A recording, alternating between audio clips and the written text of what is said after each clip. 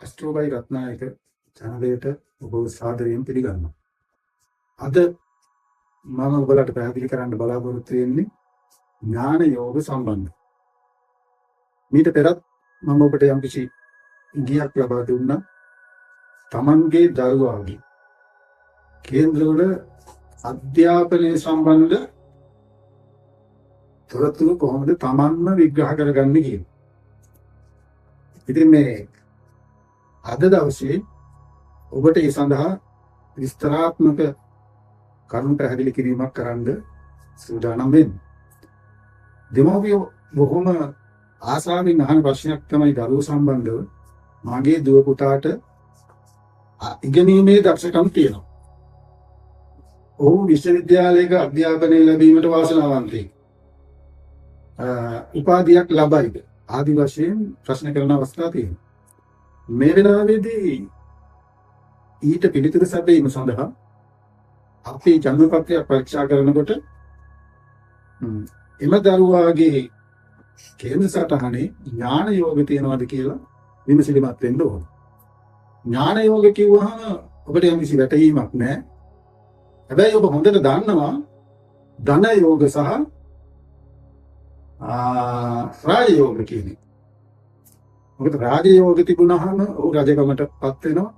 නැත්තම් නැති ඇමතිකමක් ලබනවා. ජනාධිපතිකමක් ලබනවා. ඒ ආදී වශයෙන්. කේන්ද්‍රික පොහොසත් වෙන්න නම් ධන යෝග තියෙන්න ඕන කියන කාරණාව අහලා විතර පුරුදුයි.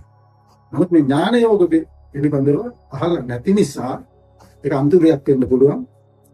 ඒ නිසා අපි බලමු මේ ඥාන යෝග යම්කිසි කේන්ද්‍රයක යෙදෙන්නේ කොහොමද කියලා. විශේෂයෙන්ම මේ ඥානකාරක ග්‍රහය වෙන්නේ. ප්‍රධානම ඥානකාරක ග්‍රහය තමයි බුධ ග්‍රහය. හැබැයි මේ ඥාන කිව්වට ඔය විශේෂයෙන්ම බුධ ග්‍රහයෙන් ලැබෙන්නේ දැනුම. යම්කිසි දරුවෙක් පොතපතේදී කියවලා මතක තබාගෙන පිළිතුරු සපයන්න පුළුවන් ශක්තියක් ලැබෙන්නේ මේ බුධගෙන්. ඒකට උදව් දෙනවා. නමුත් සාමාන්‍යයෙන් ගුරු ග්‍රහය වගේ ගත්තාම ගුරු ග්‍රහය දැනුමට වඩා ඔබට ගිහිල්ලා බුද්ධිමත්කම ලබා දෙනවා.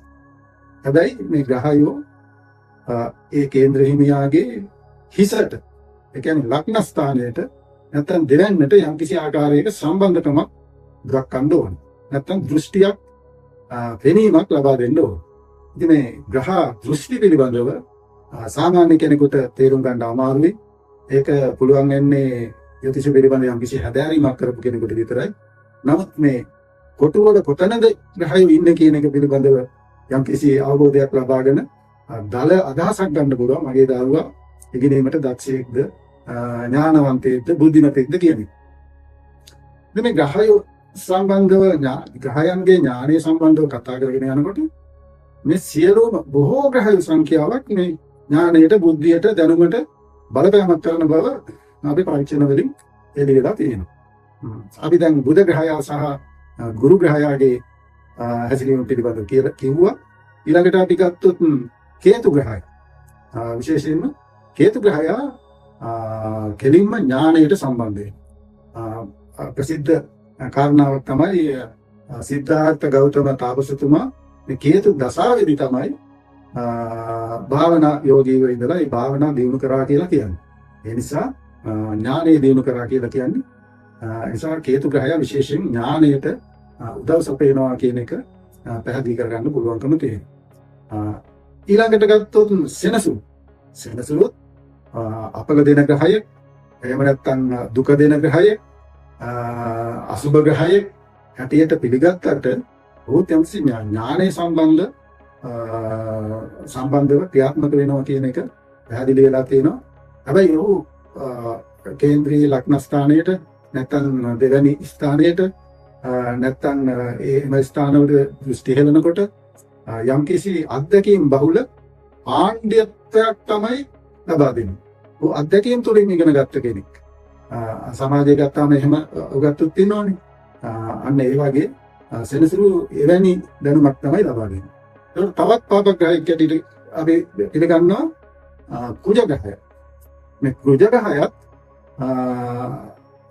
ඥානයට යම්කිසි උදව්වක් දෙනවා. අර විදිහට හිටියොත් එහෙම ඔහු දෙන්නේ කාර්මික දැනුම. නැත්තම් රසායනික ද්‍රව්‍ය පිළිබඳ දැනුම.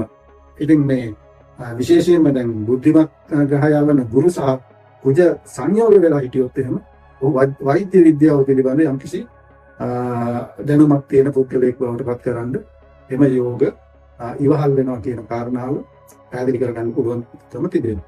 ඒ නිසා දෙමව්පියෝ තමන්ගේ දරුවන්ගේ අධ්‍යාපනය සම්බන්ධව විමසිලිමත් වෙනකොට මෙන්න මේ ග්‍රහයෝ ලග්න ස්ථානයේ ඒ කියන්නේ පළවෙනි කොටුවේ එහෙම නැත්නම් දෙවෙනි කොටුවේ තැන්පත් වෙලා ඉන්නවනම් එහෙමත් නැත්නම් එම කොටු වලට වෙනත් තැනක ඉඳලා බැල්ම හෙලනවනම් දෘෂ්ටි හෙලනවනම් ඇය ඥාණයෙන් ඉහළට යනවා දැනුමෙන් අධ්‍යාපනයෙන් ඉදිරියට යන කෙනෙක් කියලා හඳුනා ගන්න පුළුවන්කම තිබෙනවා. හොඳයි එහෙනම් ඔබ ඥාන යෝග සම්බන්ධව යම් කිසි දැනුමක් ලබා ගත්තා කියලා හිතනවා. තම තමන්ගේ දරුවන්ගේ කේන්ද්‍ර සටහන අරගෙන බලන්න. මම කිව්ව ආකාරයෙන් පළවෙනි කොටුවට දෙවෙනි කොටුවට එම ග්‍රහයන්ගේ යම් කිසි සම්බන්ධය තියෙනවා නම් මේ සම්බන්ධය අනුව එම ග්‍රහය අනුව වුණ අධ්‍යාපනයේ ඉහළට යනවා කියන එක තීරණය කරගන්න පුළුවන්. ඒ වගේම මේකේ ප්‍රයෝජනය තමයි යම්කිසි ග්‍රහයෙක් එකට දෙකට සම්බන්ධ වෙලා ඉන්නනේ ඒ ග්‍රහයාට අනුව අධ්‍යාපනයක් දුන්නොත් තමයි ඔහුට ඉස්සරහට යන්න පුළුවන් වෙන්නේ. අපි හිතමු අඟහරු ග්‍රහය බලවත්ව යෙදিলা ඉන්න කේන්ද්‍රයකට වෙනත් වෛද්‍ය විද්‍යාව වගේ දෙයක් එහෙම නැත්නම් ඉංජිනේරු විද්‍යාව වගේ දෙයක් ඉගෙන ගන්න ගියොත් අය ළමයා අපස්ථාවයටපත් වෙනවා. ඔහු කාර්මික අංශයේ ඉදිරියට යවුවොත් තමයි ඔහුට දිගටම ඒ අංශයෙන් ඉස්සරහට යන්න පුළුවන් වෙන්නේ. ඒ නිසා ඒ බලලා තමන්ගේ දරුවා මොන අතටද යවන්න ඕනේ කියන කාරණාව තීරණය කරගන්න පුළුවන් වෙනවා. අද වැඩසටහන අපි ඉවර කරනවා. ඉදිරියට මේ වගේ ග්‍රහයෝ සම්බන්ධව යම්කිසි දැනුමක් ලබා දෙන්න බලාපොරොත්තු වෙනවා. දිගටම අස්රෝ බයිරත්නායක channel එකත් එක්ක රැඳී ඉන්න කියලා ඔබ සියලුම දෙනාට ආරාධනා කරනවා. ආයුබෝවන්.